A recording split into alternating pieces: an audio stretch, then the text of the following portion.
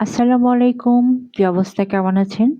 আশা করি যে যেখানে আছেন ভালো আছেন, সুস্থ আছেন, নিরাপদে আছেন।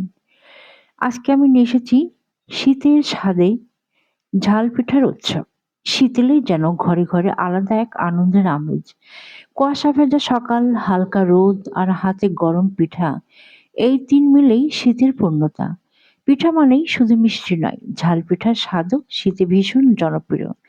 তাই আজ শীতের এই মুহূর্তটাকে আরো রঙিন করতে রেডি করলাম মুখে জল আসার মতন ঝাল পিঠা। ঝাল পিঠার প্রতিটি কামড়ে লুকিয়ে থাকে শীতের উষ্ণতা আর পরিবারের মিলন মেলা।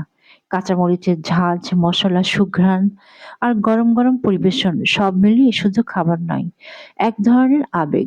শীতে এ ধরনের খাবার শরীরে উষ্ণতা যোগায়, মনও রাখে ফুরফুরে। শীতের সন্ধ্যায় ঝাল পিঠার স্বাদ ভাগ করে নেওয়াই যেন সবচেয়ে বড় আনন্দ।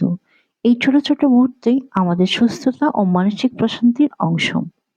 স্বাস্থ্যকর স্বাদে, যত্নে আর ভালোবাসায় থাকুক স্বাস্থ্যকর জীবনধারা। এই বার্তাই নিয়ে এগিয়ে যাই আমরা। Bangladeshi blogger Sohana always. Thanks for watching.